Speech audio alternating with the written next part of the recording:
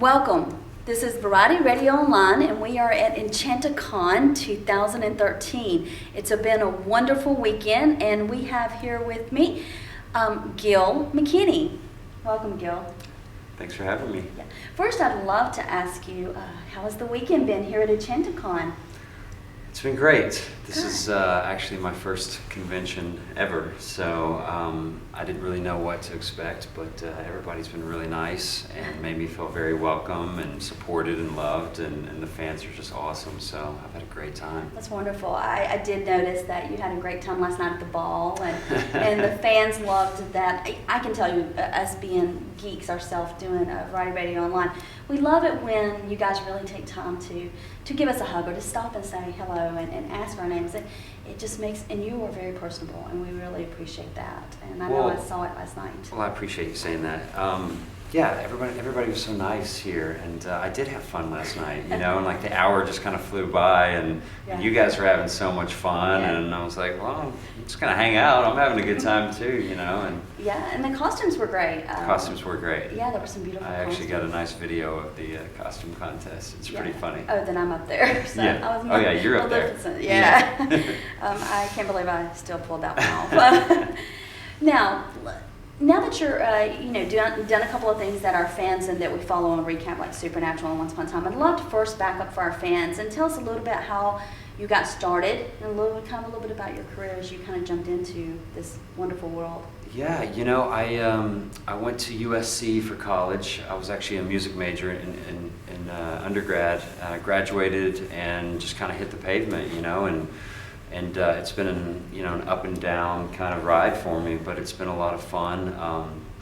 You know, I've done a lot of guest stars on various TV shows, a lot of procedural type shows over the years, and I've been working for about 10 years, and I feel very lucky and blessed with some of the opportunities I've gotten. One of the first jobs I got that was kind of, I think, one of the more exciting things that I booked was a recurring role on ER. Yeah. And I ended up I did, I think, 20-something episodes over the last 2 seasons of that show. And it was a really special experience for me because, I remember being in high school when that show came on and started. And I was on the 14th and 15th season of ER, so I was in high school. And I remember watching that show, and it was one of those shows that really, it was kind of like, at the time, no one had ever seen anything like that on TV, and I just remember being very inspired by it. So to get to actually walk onto that soundstage at Warner Brothers and be in the ER and get to do as many episodes as I did, it was a lot of fun. And I've had some other really great ones too that I feel were kind of meant to be in a way. And Friday Night Lights is one of my favorite TV shows of all time. It was the one show I told my reps, I have to be on this show. Like, there's got to be something. And then the fifth and final season came around, and this role came up that I was right for, and it worked out. And I got to go back to Texas, where I'm from, and work on that. So that was a lot of fun. And then Supernatural, and now Once Upon a Time. I'd say those are like, as far as TV goes, those have really been like the highlights of my journey thus far. You did a couple of short films, at least. I think I noticed a short film or two in your little bio. Yeah. So what's the difference in feeling, because you've done a lot of, TV stints and then doing a short film, kind of the difference between those two? Yeah, short films, I've done several over the years. Usually, it's kind of either someone will reach out to me, with an idea for something, and then I'll agree to come on it and work on it. Or, it's something, I've even auditioned for short films before because I really like the material. Sometimes, they're kind of hit or miss, like what ends up happening with them. But a lot of times it's more about the experience and just doing something, Sometimes I feel like it's better if I'm doing an unpaid short, that's better than doing nothing, So I'm still... Kind of the experience too, like you said, it gives you something different, somebody to work with, connections, networking is in any business. Absolutely. You never know, it might be a new director or somebody that I've never heard of before that's got this short film, but they might be the next, big thing. You never know who down the road might, you might develop this relationship with it, Now, how was it playing Henry on Supernatural, going to be their grandfather? I mean, you got two stable little show here with the boys. How was Yeah, that? it was honestly that show. It was one of the best times I've had on a TV show as a guest star on someone else's Right. show. You know, I got to fly to Vancouver. I love working in Vancouver, and Jared and Jensen are awesome. I'm from Texas. They're from Texas, so we kind of hit it off right away. Good old boys. Yeah, they're good old boys. They're really funny and just really cool, real guys. And I never watched the show. I knew of it. I knew that it was continuing to go, and like it was, they're on their 9th season now.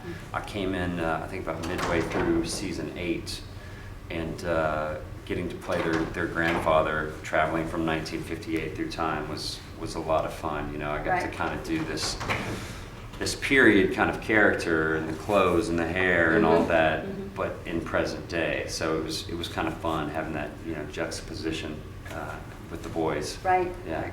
Now, once upon a time, wonderful fandom, wonderful great group of people, and doing Prince Eric. Give us a little bit of a feel of how that's felt jumping into this cast and the fairy tale world, and hopefully we continue to see you around a little. So. I hope so too. It's a special show, and again, I obviously knew of Once Upon a Time, and I knew it was a huge success. It just wasn't one of those shows that I was watching. But since having worked on it, I've watched several episodes, and I can see why the fans love it. I think it is a really special show. It's there's not really anything like it on TV, and Adam and Eddie, these guys are just brilliant, and what they've created is just amazing. And I felt very lucky to get that one. I'd actually read for the show twice before, and I'm probably gonna not remember the character's name. It was a stable boy character. I think it was in season 1. Daniel. Thank you. We've got a fan. I read for Daniel, and I got close on that one, and then they had me back, and I actually read for Hook, which was cool, and then obviously Colin is just, absolutely perfect for that. And then so this came around, and they brought me in, and they didn't tell me anything about it, really. They just said it was a Prince role, and they changed the names and the audition material. So I went in and I read for this, Prince, and then I found out I got the part, and it wasn't until I saw something on the internet that I found out that it was actually Prince Eric and the story of Ariel and the Little Mermaid. So I was very excited about that. Yeah, no, we're excited too. We do know that we at least are going to see just a little bit more. You'll see me, yes, yes, you will. And Yeah. I've told them like I'd love to be a part of the show as much as as they'd like to have me. Unfortunately, I have very little say in that, But you never know with what fans can do. Fans have saved shows and made movies. I mean, so fans, let's tweet a little Prince Eric. First of all, do you have anything else coming up that you would love to share with the fans that they can follow you on? How would they follow you on social media? Anything to get them connected with you? I have a Twitter account now. Okay, great. At Gil McKinney, and I would love for anyone to want to follow me on there. I'm kind of new to it. I don't consider myself an expert tweeter, but I think it's a lot of fun. I have a Facebook account, and I rarely do much with it. Okay. But and I never thought that I would be into Twitter, but once I joined, and it gave me a connection with the people watching the shows, and and a lot of the people that I've met here this weekend, and it's kind of nice, Right. to be able to connect with your fans in that way, So that'd be a great way. We'll make sure we'll put it also with your Twitter with the. That'd be awesome. I appreciate that. Also, is there any charities or anything or hobbies that the fans love to know kind of what you guys support? It really connects them. If they have a special interest, they can always connect with you through that special interest. Right. I right now the main one I'm involved in is Big Brothers Big Sisters.